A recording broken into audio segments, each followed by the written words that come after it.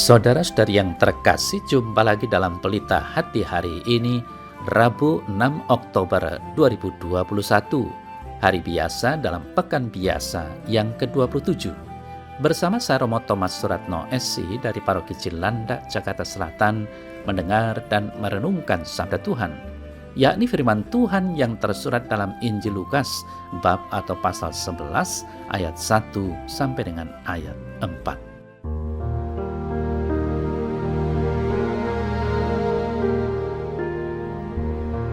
Pada suatu kali, Yesus sedang berdoa di salah satu tempat. Ketika ia berhenti berdoa, berkatalah seorang dari murid-muridnya kepadanya, "Tuhan, ajarlah kami berdoa, sama seperti yang diajarkan Yohanes kepada murid-muridnya." Jawab Yesus kepada mereka, "Apabila kamu berdoa, katakanlah, Bapa, dikuduskanlah namamu, datanglah kerajaanmu. Berikanlah kami setiap hari makanan kami yang secukupnya, dan ampunilah kami akan dosa kami, sebab kami pun mengampuni setiap orang yang bersalah kepada kami, dan janganlah membawa kami ke dalam pencobaan."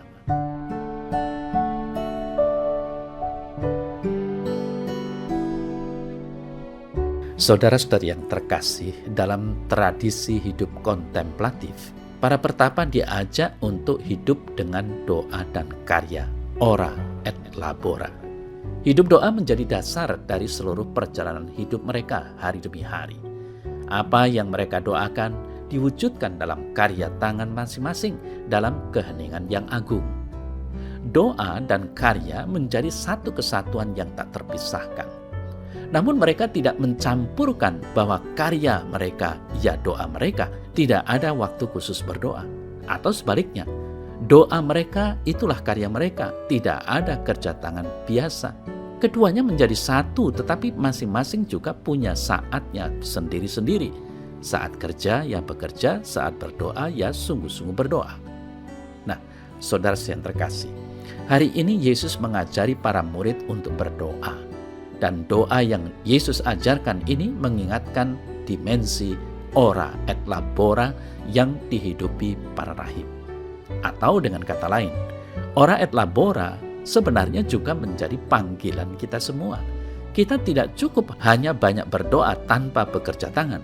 Tubuh kita perlu makan dan minum serta segala gerak manusiawi.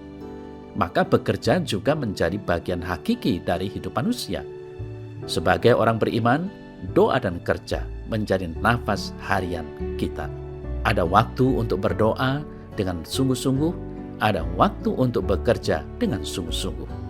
Kita membawa karya kita dalam doa-doa dan juga mendasari karya dengan doa-doa yang kita daraskan.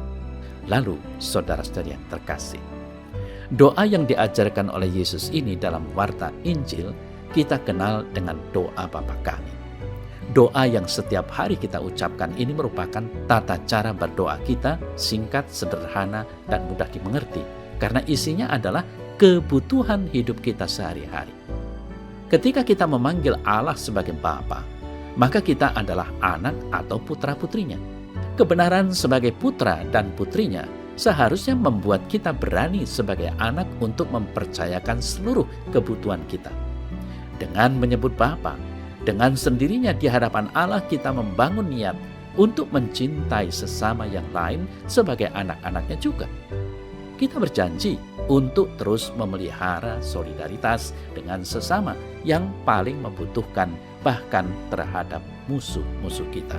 Saudara-saudari yang terkasih, tadi saya katakan bahwa doa sebagai nafas harian hidup orang beriman, sebagai kebutuhan dasar yang lahir dari hubungan yang akrab dengan Allah Bapa. Doa muncul dari iman dan rasa percaya. Doa membuktikan relasi dengan Allah Bapa. Doa merupakan bukti cinta kepada Allah. Relasi anak Bapa tentu memiliki intensitas kasih yang jauh lebih mendalam.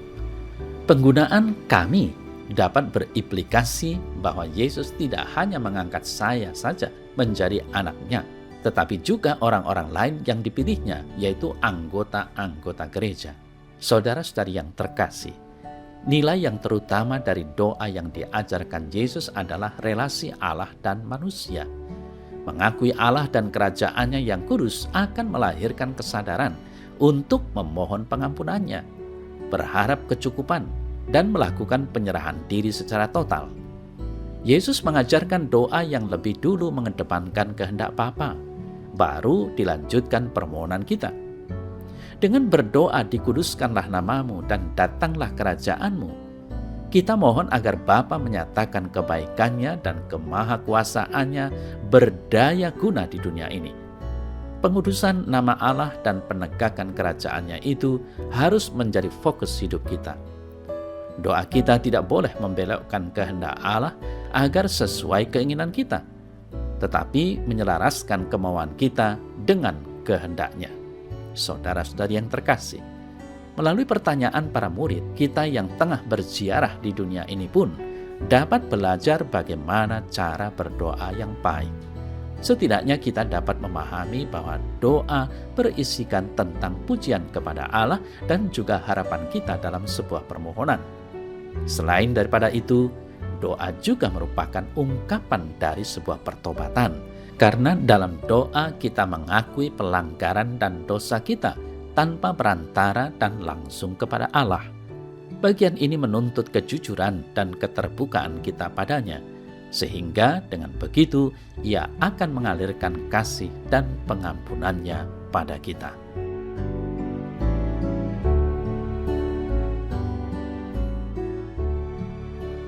Dalam nama Bapa dan Putra dan Roh Kudus. Amin. Bapa kami yang ada di surga, dimuliakanlah namamu, datanglah kerajaanmu, jadilah kehendak-Mu di atas bumi seperti di dalam surga. Berilah kami rezeki pada hari ini, dan ampunilah kesalahan kami, seperti kami pun mengampuni yang bersalah kepada kami, dan janganlah masukkan kami ke dalam pencobaan, tetapi bebaskanlah kami dari yang jahat. Amin. Dalam nama Bapa dan Putra dan Roh Kudus. Amin.